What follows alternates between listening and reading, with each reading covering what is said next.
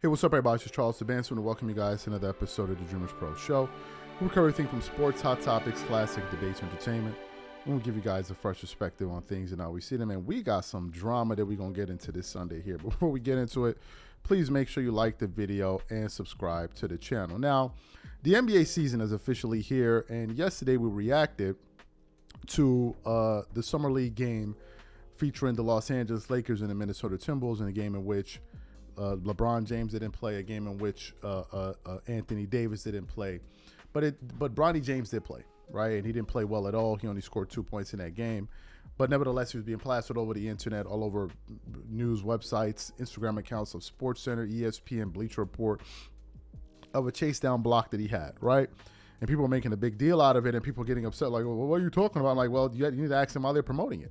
Right? Why are they promoting it? If they're going to promote it, we're going to talk about it. Number one. Number two, people felt like I needed to go at this situation with kid gloves because, well, it's LeBron's son. I'm like, he's a professional NBA player now. Like, stop acting like can we stop it? Then, of course, the typical LeBron fans, some of them took it to the black thing. Oh, why aren't you happy for a young black? You know, this normal nonsense that LeBron fans do. Oh, why aren't you now, if you talk about Bronny James and LeBron James, you don't like black people no more. You don't support black men. Another one, oh, you must hate your father. So, I mean, just all kind of crazy stuff that the typical run-of-the-mill LeBron fan says whenever you criticize their GOAT. But something happened yesterday that caused LeBron James himself to speak up and basically respond to what was said. So what happened? During a game between the Boston Celtics and the Denver Nuggets, as you guys know, now Russell Westbrook officially plays for the Denver Nuggets. There were color commentators. And one of the commentators for the Boston Celtics was former Boston Celtic Brian Scalabrini. And I don't know if Brian Scalabrini has a pass with LeBron. I don't know. But essentially, they were talking about Russell Westbrook and him facing the Lakers this year. And he was saying that he hopes Russell Westbrook hits 5, 6 threes or whatever it is. Because of how he was treated.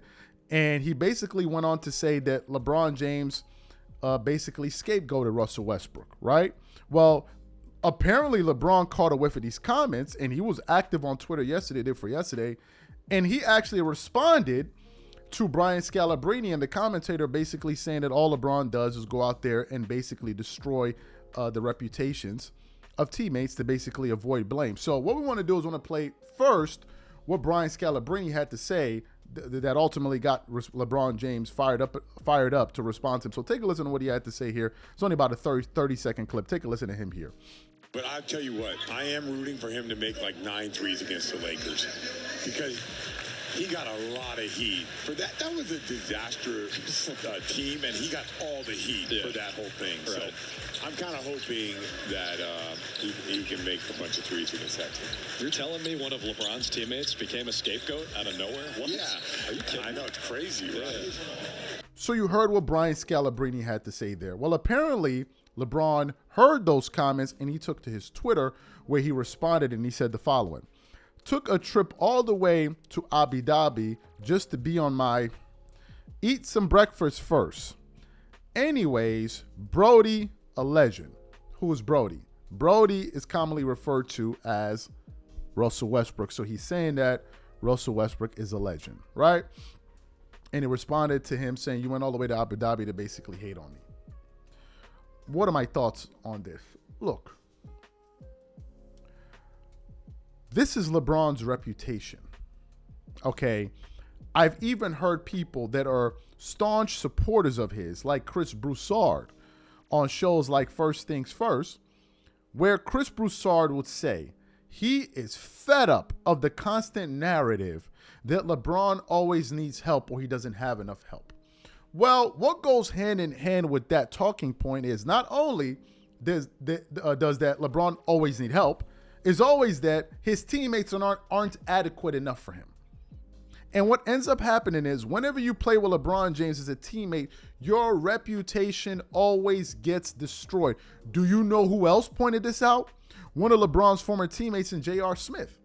J.R. Smith was like, whenever you do something wrong as a teammate, it's always your fault. And he was like, but yeah, he missed the defensive rebound. He did this wrong, but the media never pays attention to it. This has been the reputation of LeBron for the past 15 years. for the past 15 seasons is either his teammates are bad or either his coach is bad. This has been the reputation. It goes all the way back to Dwayne Wade. Oh, Dwayne Wade had bad knees. That's why they couldn't do well. Then you go to Cleveland. Oh, well, Kyrie Irving, he's a basket case. Oh, Kevin Love. You remember the treatment that Kevin Love got from the media. It was horrendous.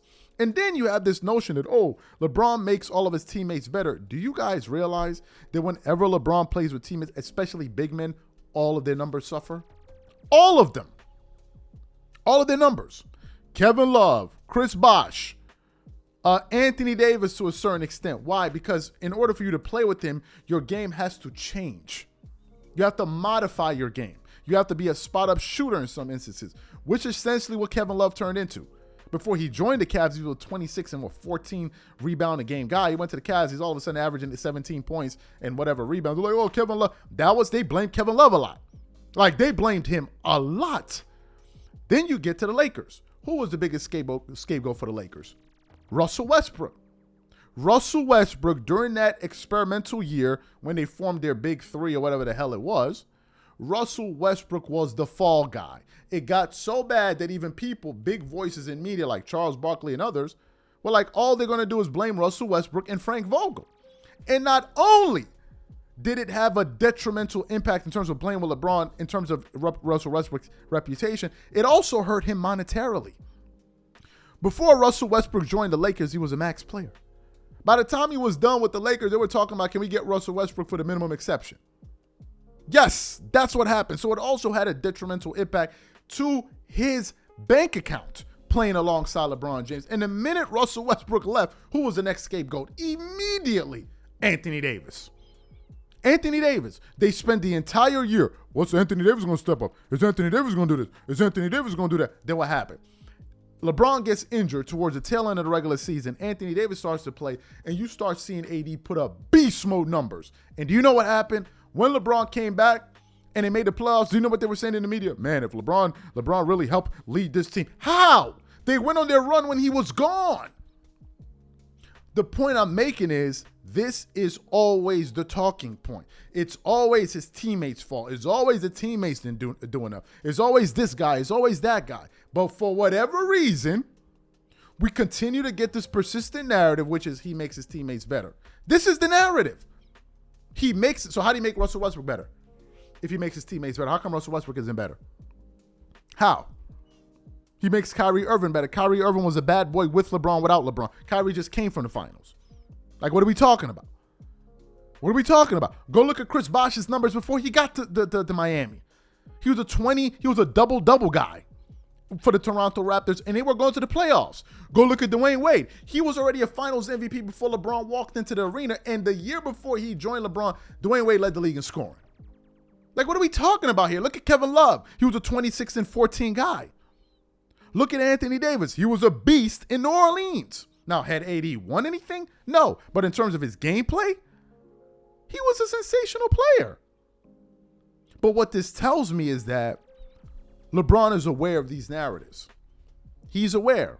There are people out there that say, oh, LeBron makes his teammates better. And then there are other people out there that say, all LeBron does when you play with him is your reputation is going to get ruined. If it's not going to be the player, it's going to be the coach. And this is the narrative. And when you have people, again, like the Chris Broussards of the world pointing this out, you know you're pretty much onto something. Because, again, Chris Broussard is a staunch LeBron James supporter, and he sees it. So these are my thoughts on it. That's exactly what I think. What I want to know from you guys, what do you think about what was said here today? Whatever you guys think, please leave your thoughts in the comment section, and we catch you on the next show.